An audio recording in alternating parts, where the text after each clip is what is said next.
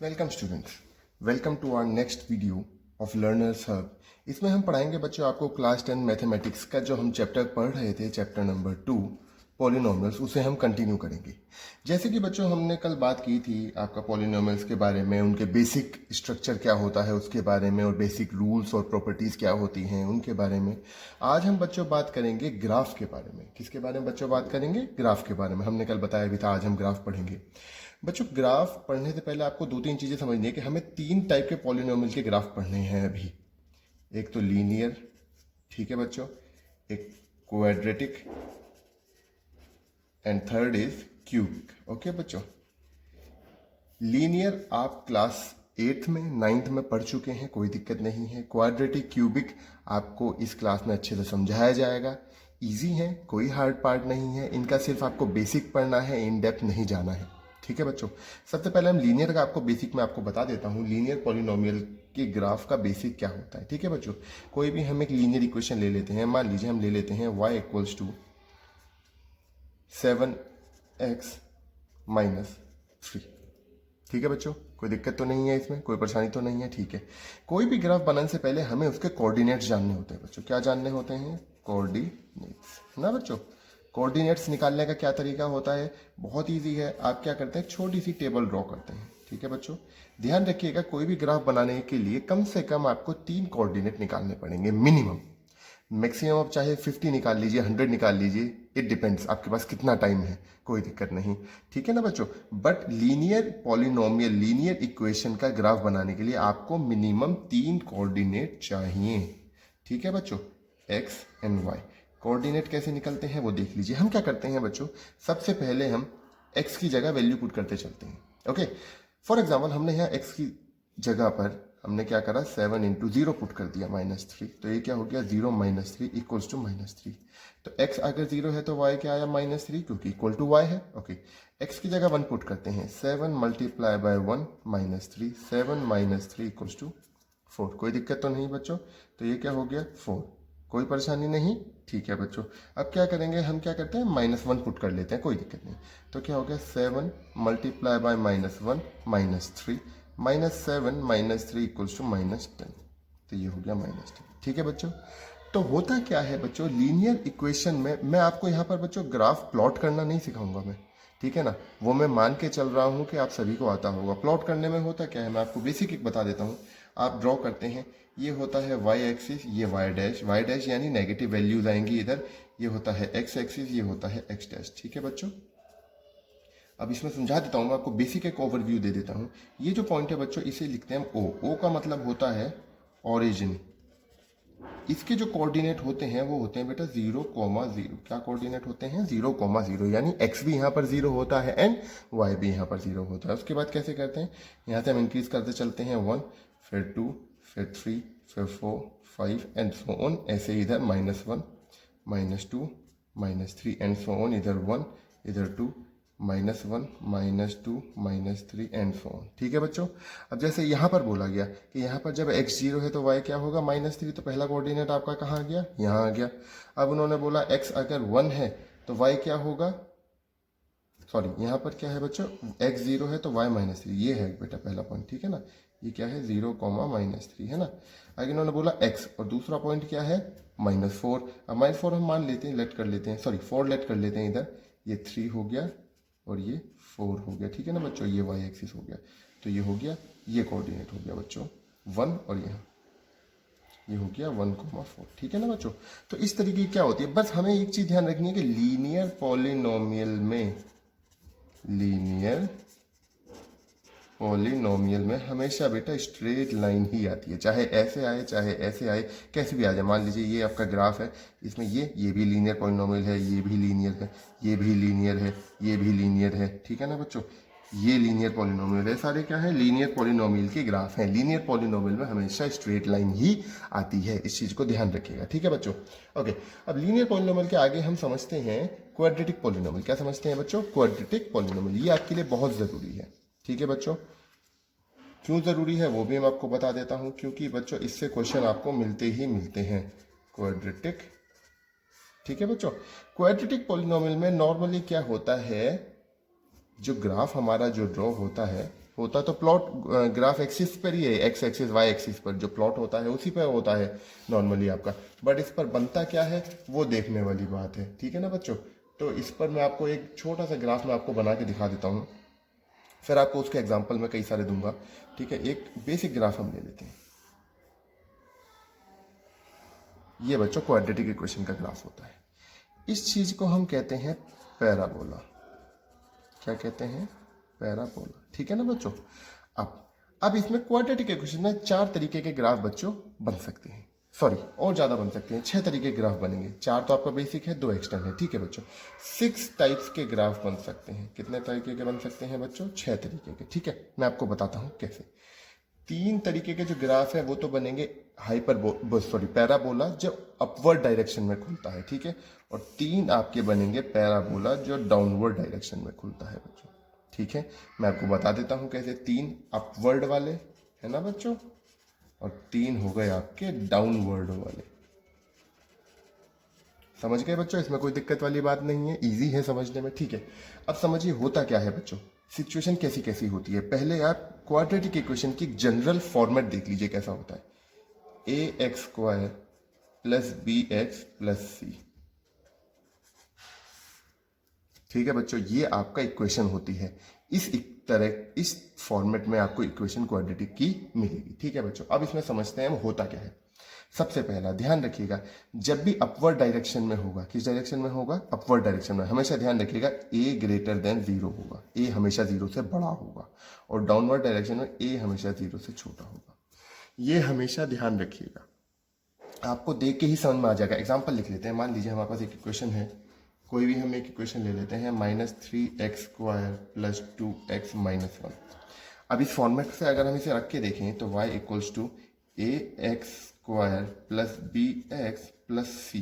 तो यहाँ पर a क्या हो गया? -3, b क्या हो गया? 2, एंड c क्या हो गया? -1। तो यानी a क्या है यहाँ पर? 0 से छोटा है, तो इसका जो ग्राफ बनेगा बच्चों इस इक्वेशन का कैसा बनेगा? डाउनवर्ड डायरेक्शन में पैराबोला बनेगा, ठीक है बच्चों। इसमें तो कोई दिक्कत नहीं, कोई परेशानी वाली बात नहीं है।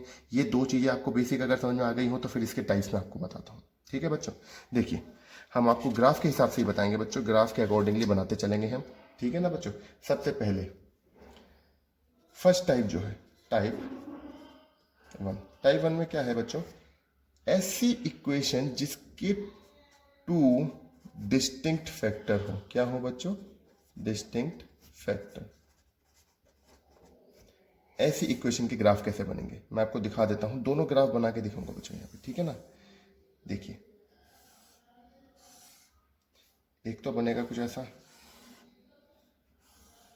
और एक बनेगा बच्चों कुछ ऐसा, ठीक है ना बच्चों। ये y एक्सिस, ये y डैश, ये x डैश, ठीक है बच्चों। इतना समझ लेते हैं। दोनों तरफ मैं आपको बना के दिखा देता हूं जिससे आपको कंफ्यूजन कुछ भी ना हो। ये y डैश हो गया, ये x एक्सिस, ये x डैश, ठीक है बच्चों। कोई दिक्कत तो नहीं, इसमें कोई परेशानी तो नहीं। ये आपका ओरिजिन हो गया दोनों तरफ, इसमें भी कोई दिक्कत नहीं है। ये आपका ए हो गया, पॉइंट हम कोई भी हम पॉइंट का नाम ले लेते हैं, ठीक है ना बच्चों। ये ए डैश हो गया, इधर ये ए और ये ए डैश हो गया, ठीक है बच्चों। कोई दिक्कत वाली बात नहीं है, कोई परेशानी वाली बात नहीं है, ठीक है बच्चों। समझिए इसमें आपको 2-3 चीज़ें समझनी है। पहला, इसमें क्या है, मान लीजिए मैं इक्वेशन लिखूँ y equals to A X square plus B X plus C. इधर भी वही इक्वेशन लिखें, A X square plus B X plus C. तो यहाँ पर a क्या है? ग्रेटर देन 0, और यहाँ पर a क्या है? लेस देन 0 है। ये तो आपको अभी मैंने बताया, इतना तो समझ में आ गया होगा सबको, इसमें तो कोई दिक्कत वाली बात नहीं है, ठीक है बच्चों। अब समझिए, अब इसमें समझना क्या है वो देखिए। सबसे पहले आपको निकालने हैं इसके रियल रूट्स। क्या निकालने हैं? Real roots. रियल रूट्स कहने का मतलब जहां पर ये पैराबोला एक्स एक्सिस को कट कर रहा है वो इसके रियल रूट्स होंगे। तो ये 2 जगह कट कर रहा है, एक तो a और एक a डैश। ये क्या है? इसके रियल रूट्स हैं। इतना तो पता लग गया। ऐसे इधर भी रियल रूट, क्योंकि मैंने नेम सेम लिखा है बच्चों, इसीलिए आपका अभी तक सेम ही मिलेगा। मैं आपको दिखाऊंगा बाद में एक एग्जाम्पल के तौर पर कैसे होता है कैसे नहीं होता, वो भी आपको बता देंगे। पूरे एग्जाम्पल के साथ समझाऊंगा किस तरीके से वो एक्सप्लेन होता है, ठीक है बच्चों, किस तरीके से हम रियल रूट्स का पता लगाते हैं। ओके, तो यहाँ पर इसके रियल रूट्स क्या हो गए? ए और ए डैश, इधर भी ए और ए डैश। कोई दिक्कत तो नहीं बच्चों, कोई परेशानी तो नहीं। अच्छा बच्चों, इसमें आपको एक चीज फाइंड करनी होती है, वो भी आपको बता देता हूँ, डी, ठीक है बच्चों। इधर भी और इधर भी डी फाइंड करने का फॉर्मूला होता है बी स्क्वायर माइनस 4ac, ऐसे इधर बी स्क्वायर माइनस 4ac। ठीक है बच्चों, इसका क्या यूज है वो आप समझ लीजिए। इसका यूज ये है, ये हमें बताता है कि कितने फैक्टर होंगे। क्या बताता है बच्चों? कितने फैक्टर होंगे। अगर डी, क्या बच्चों, अगर डी जो है आपका वो ग्रेटर देन 0 है, क्या है बच्चों, अगर डी जो है हमारा डिस्क्रिमिनेंट जो हम ये निकालेंगे, अगर ये ग्रेटर देन 0 है तो आपके 2 डिस्टिंक्ट फैक्टर होंगे। कितने फैक्टर होंगे? 2 डिस्टिंक्ट यानी अलग अलग फैक्टर। ठीक है बच्चों, दोनों तरफ अगर डी इक्वल्स टू 0 है तो, है ना बच्चों, 2 डिस्टिंक्ट फैक्टर। जब आपका इक्वेशन आए, अब आपको थोड़ी पता है भाई कैसा ग्राफ बनेगा, जब आपका इक्वेशन आए आप डी फाइंड करें, अगर डी ग्रेटर देन 0 है तो 2 डिस्टिंक्ट फैक्टर निकलेंगे। ठीक है बच्चों, सेकंड टाइप समझिए, या फर्स्ट टाइप है, आपको दोनों टाइप तरीके के बना के दिखा दिए बच्चों। ठीक है, सेकंड टाइप समझिए बच्चों। टाइप सेकंड में क्या है? टाइप सेकंड में सबसे पहले मैं आपको डी के बारे में ही बताऊंगा, ठीक है ना बच्चों, जिससे आपको ईजी आ जाए समझ में। इसमें क्या होते हैं? 2 इक्वल रूट्स होते हैं, रूट्स या फैक्टर कह लीजिए, 2 इक्वल फैक्टर्स। ठीक है बच्चों, कोई दिक्कत तो नहीं। इसमें ध्यान रखिएगा बच्चों, इसमें जब भी हम d निकालते हैं, d equals to B square minus 4ac, तो इसमें d इक्वल्स टू 0 होता है। सॉरी, कैपिटल D है बच्चों, ये d इक्वल्स टू 0 होता है। दोबारा लिख देता हूँ, कोई दिक्कत नहीं, d इक्वल्स टू 0 होता है समझने के लिए। ठीक है बच्चों, इसका ग्राफ आपका कैसा बनता है वो देख लीजिए। ये आपका ग्राफ हो गया, ठीक है ना बच्चों, कार्टेशियन प्लेन हो गया आपका। इसमें क्या होता है, कुछ भी किसी भी तरीके से बन सकता है, बस इसमें हमें क्या ध्यान रखना है, हमें ये ध्यान रखना है कि जो ग्राफ है हमारा वो क्या हो, एक्स एक्सिस पर टच हो। बस इसमें क्या होता है, इसमें एक्स एक्सिस पर टच होता है। ठीक है बच्चों, उसमें क्या कर रहा था, जैसे हम लास्ट टाइप में देख रहे थे, मैं फिर से दिखा देता हूँ आपको। यहाँ देखिए, यहाँ एक्स एक्सिस को क्रॉस कर रहा था बच्चों, ग्राफ क्या कर रहा था, एक्स एक्सिस को क्रॉस कर रहा था। ठीक है ना, जबकि यहाँ पर क्या है, यहाँ एक्स एक्सिस को सिर्फ टच करता है। क्या करता है? टच करता है। तो एक्सिस तो सारे वही रहेंगे, वाई एक्स। ठीक है ना बच्चों, मैं नाम लिख देता हूँ जिससे आपको कंफ्यूजन ना हो। एक्स डैश हो गया, ठीक है, यहाँ भी ऐसे ही एक्स, ये वाई हो गया, ये वाई डैश हो गया, ये एक्स डैश हो गया। ठीक है बच्चों, कोई दिक्कत वाली बात नहीं है, कोई परेशानी वाली बात नहीं है, इजी चीज है। ठीक है ना बच्चों, अब समझिए बच्चों, इसमें क्या है, इसमें 2 फैक्टर निकलेंगे क्वाड्रेटिक इक्वेशन के। आपको बताया था ना, जितनी बड़ी इक्वेशन यानी जितनी उसकी डिग्री होती है उतने ही फैक्टर्स होते हैं। इसमें फैक्टर्स कितने होंगे? फैक्टर्स होंगे इसके 2, है ना, पर वो दोनों इक्वल होंगे, जो कि पॉइंट है ये। क्या पॉइंट है? ये जो इसका वर्टेक्स है। ठीक है ना बच्चों, जो इसका वर्टेक्स है वो इसके पॉइंट होंगे। कोई दिक्कत तो नहीं बच्चों, कोई परेशानी तो नहीं है इसमें, इतना तो समझ में आ गया। इसमें क्या होगा, a ग्रेटर देन 0 होगा, इसमें a लेस देन 0 होगा, ये भी आपको पता लग गया, कोई परेशानी वाली बात नहीं है, कुछ भी नहीं है। वही चीज़ हमने यहाँ लिखी थी, a greater than 0, a less than 0, d हमने आपको निकालना बता दिया था, दोनों फैक्टर बता दिए थे। ठीक है, हाँ, इसमें एक चीज़ जो हमने नहीं बताई वो है वर्टेक्स। मान लीजिए हम क्या कहते हैं कि मान लीजिए इसका जो वर्टेक्स है वो यहाँ है, क्या है, यहाँ है पैराबोला का। ठीक है ना, ये वर्टेक्स है। तो वर्टेक्स जो फाइंड होता है वो कैसे होता है बच्चा, वर्टेक्स कोऑर्डिनेट मैं आपके लिए लिख देता हूँ, -b/2a, यानी जो x की वैल्यू होगी वो होगी ये, और y की वैल्यू क्या होगी, -d/4a। ठीक है बच्चों, और यहाँ पर हम वर्टेक्स को मान लेते हैं, यहाँ कुछ यहाँ होगा। ठीक है ना, तो यहाँ पर वर्टेक्स की कोऑर्डिनेट क्या होगा, यहाँ पर कोऑर्डिनेट होगा -b/2a। ठीक है बच्चों, और -d/4a। ध्यान रखिएगा, कोई दिक्कत तो नहीं बच्चों, कोई परेशानी तो नहीं है। ठीक है, ऐसे ही ये तो हमने निकाल लिया इसके अंदर वर्टेक्स। ठीक है ना, अब इसके अंदर क्योंकि एक्स एक्सिस पर ही है, यहाँ पर ही है, तो यहाँ पर क्या है, ये वर्टेक्स है बच्चों, है ना, वर्टेक्स है या नहीं है, ऐसे ही यहाँ पर ये वर्टेक्स है। ठीक है, अब समझने वाली बात ये है, क्योंकि ये दोनों के दोनों वर्टेक्स एक्स एक्सिस पर है, तो सिंपल सी बात है, वाई तो आपका 0 हो गया ना, वाई में तो कोई वैल्यू रही नहीं भाई, एक्स एक्सिस पर है तो वाई तो प्रॉपर 0 ही है। और एक्स की वैल्यू कैसे आएगी, अभी हमने बताया था क्या था, -b/2a यहाँ पर, और सेम यहाँ पर -b/2a। यहाँ पर हमने y0 क्यों लिया, क्योंकि x एक्सिस पर है। सिंपल सी बात है, मैं एक छोटा सा ग्राफ यहाँ ड्रॉ कर देता हूँ, ये 1, ये 2, ये 3। ठीक है ना, अगर मैं इस पॉइंट का कोऑर्डिनेट लिखना चाहूँ तो क्या है, ये 3,0, यानी यहाँ पर y तो 0 ही है ना, तो एज इट इज हमने यहाँ पर y0 लिख दिया, और x एक्सिस की वैल्यू जो x कोऑर्डिनेट जो है वही हमारा वही आ गया, वही क्या आ गया जो हमने लास्ट में लिखा था। यहाँ कोऑर्डिनेट बच्चे यही रहते हैं, माइनस बी अपॉन 2 है, माइनस डी अपॉन 4 है। एक्स एक्सिस का कोऑर्डिनेट, वाई एक्सिस कोऑर्डिनेट हमेशा सेम रहेगा वर्टेक्स का। जो पैराबोला का वर्टेक्स है उसका कोऑर्डिनेट हमेशा यही रहेगा, उसमें चेंज नहीं होगा कभी। बस कब चेंज होगा, अगर इसके दो इक्वल रूट्स हैं तो दो इक्वल रूट्स का मतलब यानी कि वो वर्टेक्स पे लाई करेगा, वर्टेक्स पे लाई करेगा तो वाई 0 हो गया, सिंपल, कोई दिक्कत नहीं है इसमें। ये हो गया आपका बच्चों टाइप 2। ठीक है बच्चों, अभी तक हम 4 तरीके क्वाड्रेटिक आपका जो ग्राफ है वो समझ चुके हैं बच्चों। एक टाइप 3 लास्ट रह गया, टाइप 3 बच्चों। टाइप 3 में क्या होता है, इसके 2 डिस्टिंक्ट रूट नहीं होते, यानी ये नॉट फैक्टराइजेबल है। ठीक है ना बच्चों, नॉट फैक्टराइजेबल है।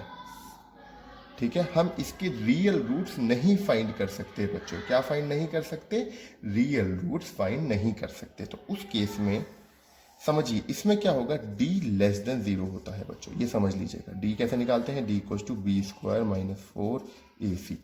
इसमें क्या होता है बच्चों, d लेस देन 0 होता है। तो इस चीज को प्लीज ध्यान रखिएगा कि आपका d कौन से केस में क्या आ रहा है, क्योंकि d से ही पता लगेगा आपका वो कौन से वर्टेक्स पे का कैसा जो पॉइंट है वो लाई करता है। अगर आप d को पहचानने में गड़बड़ कर देंगे तो आप इक्वेशन जो है सॉल्व बहुत ही मुश्किल से कर पाएंगे। ठीक है ना बच्चों, ओके। अब बनेगा कैसा, इसका ग्राफ देख लेते हैं। यहाँ क्या बनेगा, ये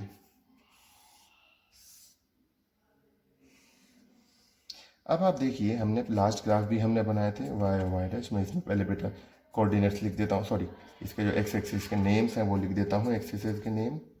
ओके, एक्स डैश हो गया, ये वाई डैश हो गया, ये वाई हो गया। ठीक है, उसके बाद हम बताते हैं ये आपका वर्टेक्स है। ठीक है बच्चों, दोनों। पहले हम बाकी 2 टाइप देखते हैं जो हमने अभी तक पढ़े हैं। इसमें क्या था, 2 जगह कट हो रहा था, एक्स एक्सिस को हो रहा था टाइप 1 में। ठीक है बच्चों, टाइप 2 में क्या था, एक्स एक्सिस को कट तो नहीं हो रहा था बट टच हो रहा था, है ना, टच हो रहा था। ठीक है, अब ये तो बिल्कुल ये लोग यहाँ तो एक्स एक्सिस का कोई मतलब ही नहीं है, बिल्कुल दूर दूर है। ठीक है, कोई दिक्कत तो नहीं इसमें। समझिए यहाँ पर वर्टेक्स, वर्टेक्स ये है और यही वर्टेक्स है। ठीक है बच्चों, वैसे ए का तो केस सेम ही है, यहाँ पर ए ग्रेटर देन 0, यहाँ पर ए लेस देन 0। ठीक है, मेन यहाँ पर वर्टेक्स की बात है। किसकी बात है बच्चों, वर्टेक्स की। वर्टेक्स ही आपको समझने वाली बात है। मैंने आपको बताया था वर्टेक्स का आंसर वही होता है, minus B upon 2a minus D upon 4a। Coordinates हमेशा आपको सेम मिलेंगे। ठीक है ना बच्चों, यहाँ पर क्या होगा, minus B upon 2a minus D upon 4a। अब आपको 2-3 चीजें करनी है। कोई भी ग्राफ बनाने से पहले, आपके मान लीजिए ग्राफ बनाने को आए तो आपको सबसे पहले क्या फाइंड करना है, डी फाइंड करने से आपको क्या पता लगेगा कि वो ग्राफ कैसा बनेगा। ठीक है, मैं लिख के दिखा देता हूं, ये तो आपको पता लग गया बच्चों ग्राफ। ठीक है, मैं आपको लिख के दिखा देता हूं, फिर आपको पता लगेगा कैसा। मान लीजिए डी है।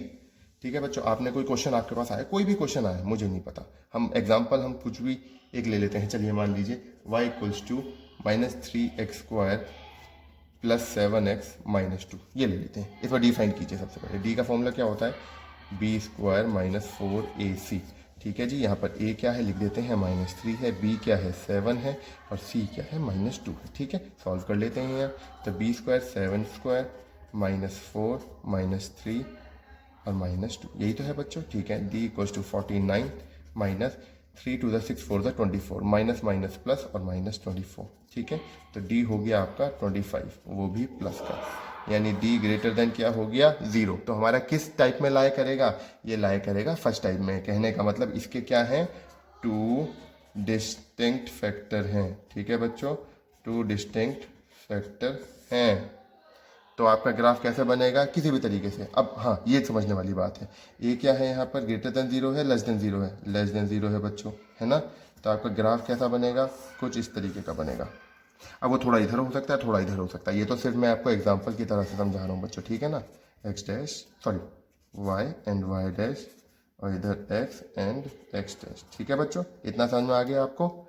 आई होप आपको मेरा समझाया वो बच्चों अच्छे से समझ में आया होगा। 2-3 चीज़ें आपको समझनी है, वो आपको पता ही है। अगर हम मान लीजिए, चलिए हम इसमें एक वर्टेक्स कोऑर्डिनेट निकालना चाहें, क्या निकालना चाहें, वर्टेक्स कोऑर्डिनेट, तो हमारा कैसे निकलेगा, क्या हमने वर्टेक्स कोऑर्डिनेट बताया था बच्चों, याद है, -b upon 2a comma -d upon 4a, यही तो था बच्चों। निकाल दीजिए, सॉल्व कर दीजिए। -b यानी -7, यही तो होगा, upon 2 into -3 comma -d, d क्या है 25, तो -25 अपॉन 4 मल्टीप्लाई बाय माइनस ये बच्चों b अपॉन 2a और 4a। ठीक है बच्चों, तो ये हो गया 4 मल्टीप्लाई बाय -3, कोई दिक्कत तो नहीं, सॉल्व कर देते हैं इधर। तो ये हो जाएगा 7 -7 अपॉन -6 तो माइनस से minus cancel, comma -25 upon -12, minus से माइनस कैंसिल। तो आपके वर्टेक्स के कोऑर्डिनेट क्या आएंगे 7/6, कॉमा 25/12। अगर पॉइंट में हम लिखना चाहें तो क्या आएगा, सॉल्व कर लेते हैं। 616.10, ओके, तो 616 466 36 तो ये आएगा, बार लगा देते हैं इस पे एंड सो ऑन, डॉट कर दीजिए, कोई दिक्कत नहीं है। ऐसे ऐसे करेंगे तो आपका क्या आएगा 12 × 2 24, 1.0 0 अगेन 12 8 96 4 12 3 36 एंड सो ऑन 3 बार। तो आपके कोऑर्डिनेट्स क्या आ गए, वर्टेक्स कोऑर्डिनेट आ गए बच्चों, लिख देता हूं आपका 1.16 बार, कॉमा 2.083 बार, ये आपके वर्टेक्स कोऑर्डिनेट है। तो इतनी चीज आपको निकालने को पेपर में आ सकती है। या फिर कभी कभी क्या दिया होता है, आपको एक ग्राफ बना दिया जाएगा, ठीक है बच्चों, उसके बाद आपसे पूछा जाएगा कि हमें ए बताइए, आप इसमें बताइए कि ए ग्रेटर देन 0 है, लेस देन 0 है, इसके जो वर्टेक्स, इसके जो रूट्स हैं वो 2 हैं, 2 से ज़्यादा हैं, क्योंकि क्वाड्रेटिक इक्वेशन में 2 से ज़्यादा होते नहीं है, तो आपसे पूछा जाएगा 2 हैं, 2 डिस्टिंक्ट हैं, 2 सेम हैं, या 2 रियल रूट्स नहीं हैं। तो इस तरीके के क्वेश्चन आपको पेपर में देखने के लिए मिलते हैं। ठीक है स्टूडेंट्स, आज के लिए बस इतना ही। हम नेक्स्ट वीडियो में आपका लेकर आएंगे क्यूबिक इक्वेशंस के जो ग्राफ बनेंगे उसको हम समझाएंगे आपको। आज हम क्यूबिक इक्वेशन इसलिए नहीं समझा रहे हैं क्योंकि आपका बहुत सारा पार्ट हो जाएगा एक ही वीडियो में, तो आपके कंफ्यूज होने की थोड़ा सा रहता है कि बच्चे कंफ्यूज ना हो जाएं उस चीज़ को लेके। तो आप धीरे धीरे स्टेप बाय स्टेप चलते हैं। आपने लीनियर समझा, क्वाड्रेटिक समझा, आज के लिए इतना ही काफ़ी है। Thank you so much. I hope मेरी पढ़ाया वो आपको समझ में आया होगा। प्लीज़ हमारे चैनल को सब्सक्राइब कीजिए, लाइक कीजिए और अपने दोस्तों के साथ शेयर कीजिए। Thank you so much.